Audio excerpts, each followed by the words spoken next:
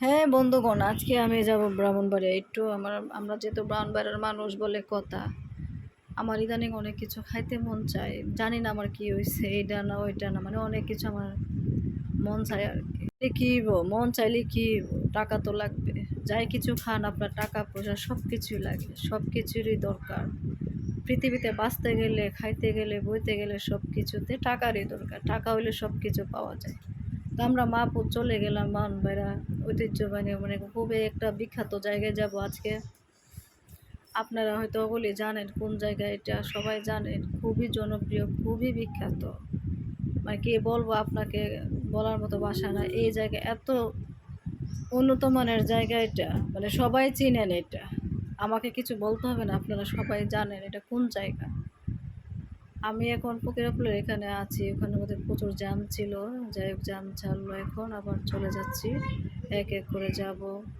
তো জানি না কেন আমাদের এত কিছু খাবার মনে হচ্ছে, জ্যামে বসে থাকতে হয়। মানে বাউনবেড়া যেতে গেলে অনেক জ্যামে থাকতে হয়, জাম জুম পার হইয়া আমরা অনেক কষ্ট করে যেতে হয় আর কি। তো আমরা চলে আসলাম আপনার নিউ নিউ নিউ মার্কেট, না এই যে সুপার মার্কেটের কাছাকাছি চলে আসলাম। এটাকে বলে আপনার কেদাসিপাড়া, এখানে আমরা চলে আসলাম আর কি। এর কাছাকাছি যাব মাতৃ ভান্ডার, এই যে দেখেন আমাদের জনপ্রিয় জায়গা মাতৃ ভান্ডার। বাউনবাড়িয়া খুব ঐতিহ্যবাহী জায়গা এটা, মানে মাতৃ ভান্ডার। মিষ্টি বলেন, রসমলাই বলেন, ছানামুহি বলেন, তালের বড়া, মানে যাই কিছু বলেন, এখানকার অনেকটাই বিখ্যাত, মানে এত এই মাতৃ ভান্ডারের সব কিছুই মজা। তো আমি চলে আসছিলাম জাফরান মিষ্টি খাওয়ার জন্য। দেখেন আমার খুব দামি দামি খাবার খাইতে মজা। আর এখানে একটা রেস্টুরেন্ট আছে, খাওয়া দাওয়া, এখানকার খাবারগুলোও খুব বিখ্যাত, অনেকটা ভালো। আমরা অনেকেই অনেক সময় যখন আসি তখন আমরা খাই। আর দই নিতে আসছিলাম। তো বললাম না যে আমার শুধু দামি দামি খাবার খাইতে মন চায়, জাফরান মিষ্টি, দই, মানে এই সমস্ত কিছু আমার খেতে মন চায়। তারপরে হঠাৎ করে চিংড়ি মাছ দেখলাম। আমি চিংড়ি মাছ দেখে তো আমার লোভ সামলাতে লাগতে পারি নাই, কারণ আমি চিংড়ি মাছের খুব প্রেমে পড়ে যাই। চিংড়ি মাছ আমার কাছে অনেক ভালো লাগে। তারপরে আমি গাইস লইলাম আমার ছেলের জন্য জুতা, ছোট বাবুটার জন্য আমি জুতা লইব আর কি। তো আমি জুতা দেখতেছি আর একটু মস্তানি করতেছি, কারণ আমার যেখানে আয়না দেখি ওইখানে আমার ডং ডং করতে ভালো লাগে।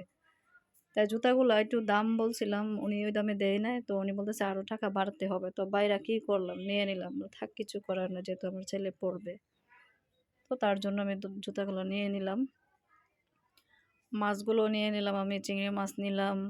তারপরে আবার ভাবলাম যে না, আমার তো আরও একটা কিছু নিতে হবে, শরবতের গ্লাস। ওই গ্লাসগুলো আমার কাছে খুব ভালো লাগছে, আমি ভাবলাম যে এইটি আমাকে নিতে হবে।